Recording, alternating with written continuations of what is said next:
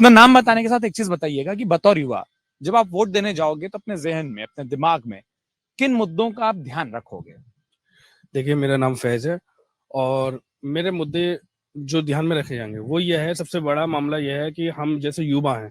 हम बीकॉम कर लेते हैं, एमकॉम कर लेते हैं, पीएचडी कर लेते हैं, सब कुछ करने के बाद भी हमारे लिए नौकरी नहीं है। तो हम अपने आप को ठगा हुआ महसूस करते हैं। सरकार जो है यहाँ पे यूपी टेट का जो एग्ज़ाम है, वो काफ़ी समय से नहीं हुआ है और बहुत से लोगों ने बीएड करा है तो वो शिक्षक बनना चाहते हैं। तो बहुत से मुद्दे हैं। इसके अलावा जो है हेल्थ का मामला है, मतलब जहाँ भी जाओ तो जो प्राइवेट हॉस्पिटल है, वो अगर वहाँ गरीब का इलाज नहीं हो पा रहा है, मतलब वो इलाज इसलिए नहीं हो पा रहा है कि आयुष्मान योजना तो चलाई सरकार ने, लेकिन वहाँ पर उसे बहुत परेशानियाँ झेलना पड़ रही है। इसलिए हम ये चाहते हैं कि हेल्थ पे फोकस हो। और दूसरी बात है, महंगाई बहुत है।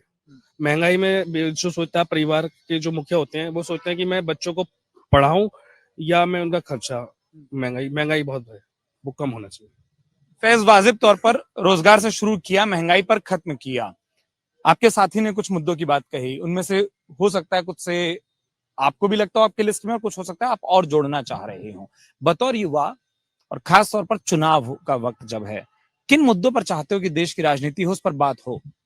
मेरा नाम प्रशांत यादव है और मैं एक रिसर्च स्कॉलर हूँ। मेरा सबसे यही है, गवर्नमेंट से अगर वो पॉलिसी बनाए तो स्टूडेंट्स को ये पॉलिसी बनाए कि हम जब नोटिफिकेशन एग्जाम का निकलता है तो एग्जाम का नोटिफिकेशन निकल जाएगा, आज 6 महीने बाद पेपर होगा, फिर 6 महीने बाद रिजल्ट होगा, रिजल्ट आ जाएगा तो फिर वो कोर्ट में चली जाएगी, कोर्ट में आने के बाद वो कैंसिल हो जाएगी, तो फिर स्टूडेंट जहाँ जीरो से स्टार्ट किया वो कल को फिर आके वहीं खड़ा हो जाएगा। तो मेन चीज ये है, पहले पॉलिसी ये बनाए कि जो भी एक टाइम हो पॉलिसी का कि इतने टाइम में हमें एग्जाम कराना है और रिजल्ट आउट करना है और हमें ज्वाइनिंग देनी है। तो एक तो ये पॉलिसी अच्छे से बने। दूसरा ये है कि जो लीक का मामला चल रहा है कि एक पेपर लीक हो जाता है, तब तक सेकंड दूसरा भी पेपर लीक हो जाता है, तो फिर नौकरियां कहाँ हैं? तो ये लीक का जो भी है, ऐसा कानून संशोधन करें, जो भी मतलब पॉलिसी बने, ऐसी कठोर पॉलिसी बने कि ये जो पेपर लीक वाला मामला है बिल्कुल खत्म हो जाए और जो एजुकेशन हमारी महंगी हो रही है इसे सस्ता किया जाए। 3 बातें आपने जो उठाई हैं, आपसे बात करूं साहब कि युवाओं के बीच में खूब रहते हैं और छात्र राजनीति से भी जुड़े हैं, तो तमाम युवा आकर आप लोगों से मिलते होंगे, बताते होंगे क्या कुछ अच्छा, क्या कुछ बुरा हो रहा है युवाओं के लिए, खास तौर पर जो कोई भी सरकार कोई भी व्यवस्था कर रही है? देखिए, मैं तो बस इतना चाहता हूँ कि जब युवा वोट डालने जाए, तो जब वो जिस पार्टी का भी, हम तो कह रहे हैं किसी पार्टी किसी विचारधारा से जुड़ा हुआ हो, वो जिसको भी वोट दे, ये सोच करके दे कि उसके क्षेत्र में क्या काम करेंगे और युवाओं के लिए क्या काम करेंगे। पार्टी से अधिक प्रत्याशी को महत्व दें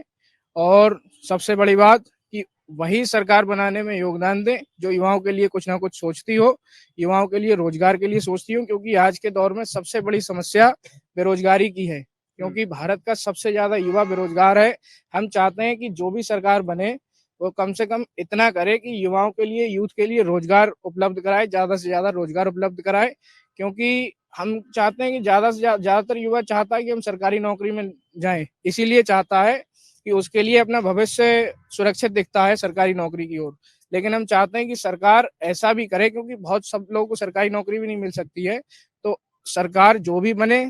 प्राइवेट सेक्टर के लिए बाहर से या जहां से भी इतने रोजगार उपलब्ध कराए कि भारत के युवाओं को सबसे ज्यादा रोजगार उपलब्ध कराएं, ताकि आगे का भविष्य उनका सुधर सुधर सके। और अच्छी शिक्षा व्यवस्था, क्योंकि शिक्षा की भी बहुत बड़ी समस्या इस भारत के अंदर है। बहुत सारे ऐसे साथी हैं, बहुत सारे ऐसे बच्चे हैं जो नहीं पढ़ पाते हैं और बहुत बच्चे ऐसे हैं कि सरकारी स्कूलों की व्यवस्थाएं बहुत खराब हैं, क्योंकि मान लीजिए सरकारी स्कूल में उन्होंने एडमिशन ले भी लिया तो मिड डे मील खाने जाते हैं, बस जो टीचर होते हैं वो पढ़ाते भी नहीं है, कॉलेजों के अंदर, स्कूलों के अंदर पढ़ाते भी नहीं है। तो हम सबसे बड़ी ये चाहते हैं सरकारी स्कूलों की व्यवस्थाओं में सुधार हो, कम से कम इतना सुधार हो कि जिस प्रकार से प्राइवेट स्कूलों में बड़े बड़े अधिकारी अपने बच्चों को, बड़े बड़े नेता या बहुत बड़े पूंजीपति लोग अपने स्कूल के बच्चों को बड़े बड़े प्राइवेट स्कूलों में भेजते हैं, कम से कम उनकी टक्कर के जब सरकारी स्कूल होने लगेंगे तो गरीब का बच्चा भी उतना पढ़ेगा जितना कि बड़े किसी व्यक्ति का बच्चा पढ़ता है, तब वो लोग भी अपना भविष्य सुधारेंगे और बड़े बड़े परीक्षाओं में, एग्जाम में बैठने के लिए योग्य होंगे। अगर आप ये वीडियो YouTube पर देख रहे हैं तो हमारे चैनल को सब्सक्राइब करें और बेल आइकन को दबाना ना भूलें। अगर आप Facebook पर ये वीडियो देख रहे हैं तो हमारे पेज को लाइक करें।